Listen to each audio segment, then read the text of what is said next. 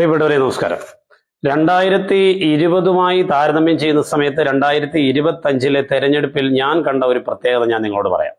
മുഖ്യധാര രാഷ്ട്രീയ പ്രസ്ഥാനങ്ങൾ അവരുടെ സ്വന്തം ചിഹ്നത്തിൽ സ്ഥാനാർത്ഥികളെ നിർത്തുവാൻ ഭയപ്പെടുന്നു എന്നുള്ളതാണ് ഞാൻ കണ്ട ഒരു ഒബ്സർവേഷൻ.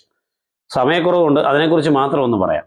പണ്ടൊക്കെ രാഷ്ട്രീയ പ്രസ്ഥാനങ്ങളുടെ ചിഹ്നം ലഭിക്കണമെങ്കിൽ ആ രാഷ്ട്രീയ പാർട്ടിയിൽ അംഗങ്ങളായാൽ മാത്രം പോരാ, അതിന് ചില ക്രൈറ്റീരിയകളൊക്കെ ഉണ്ടായിരുന്നു. കാര്യം എന്താ? ചിഹ്നത്തിനാണ് ജനം വോട്ട് ചെയ്യുക. പാർട്ടിയിൽ ആരാണ് സ്ഥാനാർത്ഥി എന്നത് പ്രശ്നമല്ല. അരിവാൾ ചുറ്റികയോ കൈപ്പത്തിയോ കണ്ടാൽ BJP ഒരു വലിയ രാഷ്ട്രീയ ശക്തിയൊന്നും ആയിരുന്നില്ലല്ലോ മുമ്പൊക്കെ. ഇപ്പോഴും വലിയ ശക്തിയാണോ എന്ന് ചോദിച്ചാൽ 20% വോട്ടാണ് കേരളത്തിലെ ഭാരതീയ ജനതാ പാർട്ടിക്കുള്ളത്.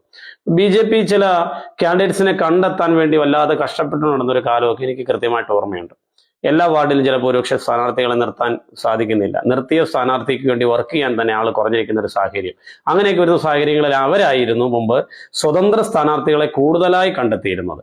അങ്ങനെ കാര്യം എന്താ? പാർട്ടി ചിഹ്നത്തിൽ തന്നെ അഡ്രസ്സ് ചെയ്യാൻ കേരളത്തിലെ ചില പ്രത്യേക സാഹചര്യത്തിലുള്ള ബുദ്ധിമുട്ടുണ്ട്. പക്ഷേ ഇത്തവണത്തെ ഇലക്ഷന്റെ ഏറ്റവും വലിയ പ്രത്യേകത എന്ന് പറയുന്നത് സ്വന്തം ചിഹ്നത്തിൽ ഏറ്റവും കൂടുതൽ സ്ഥാനാർത്ഥികളെ മത്സരിപ്പിക്കുന്ന രാഷ്ട്രീയ പാർട്ടിയായി BJP മാറി. നേരെ മറിച്ച് അരിവാൾ ചുറ്റിയേക്കും അതുപോലെ തന്നെ കൈപ്പത്തിക്കും മാത്രം കുത്തിക്കൊണ്ടിരുന്ന ഒരു സമൂഹം അപ്രത്യക്ഷമായിക്കൊണ്ടിരിക്കുന്നു എന്നുള്ളതൊരു യാഥാർത്ഥ്യമാണ്. ഞാൻ പത്തനംതിട്ട ജില്ലാ പഞ്ചായത്തിലേക്കാണ്, വാർഡിലെല്ലാം നോക്കണേ, ജില്ലാ പഞ്ചായത്തിലേക്ക് മത്സരിക്കുന്ന ഒരു സ്ഥാനാർത്ഥി, അത് അവരുടെ പോസ്റ്റർ ഞാൻ കണ്ടു. ഒരു കോളേജ് പ്രൊഫസറാണ്, യുവതിയാണ്. അവരുടെ പോസ്റ്ററിൽ JNUവിലെ ഇടിമുഴക്കം, CPMന്റെ നട്ടല് എന്നൊക്കെ പറഞ്ഞൊക്കെയാണ് ഫ്ലെക്സ് ബോർഡിൽ. പക്ഷെ ചിഹ്നം നോക്കിയപ്പോൾ കൂടാ.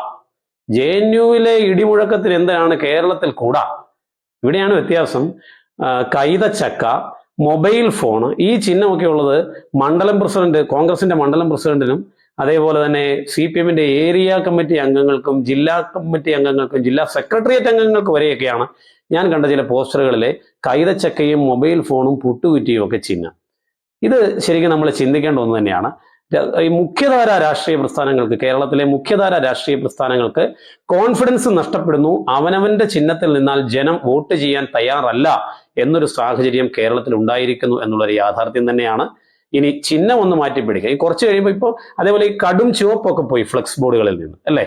എന്നിട്ട് ന്യൂ ജനറേഷൻ വരവായി. അത് കോൺഗ്രസിന്റെ കമ്മ്യൂണിസ്റ്റുകാരുടെ മാത്രം കാര്യമല്ല, ഒരു സ്വതന്ത്ര സ്ഥാനാർത്ഥികളുടെ എണ്ണം കൂടുന്നു. അപ്പം മുഖ്യധാര രാഷ്ട്രീയ പ്രസ്ഥാനങ്ങളോട് ഒരു വിയോജിപ്പ് തോന്നി തുടങ്ങിയിരിക്കുന്നു. എന്നാൽ ചിഹ്നം മാറ്റി കുറച്ച് കൂടുതൽ എന്താ പറയുക, സീറ്റിന് വേണ്ടി ശ്രമിച്ചേക്കാം എന്നൊരു രീതിയിലേക്ക് BJP നീങ്ങുന്നുമില്ല. അവരവരുടെ ഐഡിയോളജിയും താമര ചിഹ്നത്തിൽ തന്നെ 95% സ്ഥാനാർത്ഥികളും മത്സരിക്കുമ്പോൾ കേവലം 70%-ലോ 60%-ലോ മാത്രം സ്വന്തം ചിഹ്നത്തിൽ സ്ഥാനാർത്ഥികളെ നിർത്തുന്ന രീതിയിൽ കോൺഗ്രസും LDFും മാറിക്കഴിഞ്ഞു എന്ന് പറയുന്നത് കേരളത്തിന്റെ ചിത്രം മാറുന്നു എന്നുള്ളതിന്റെ ഒരു സൂചനയായി കാണുകയാണ്. നമസ്കാരം.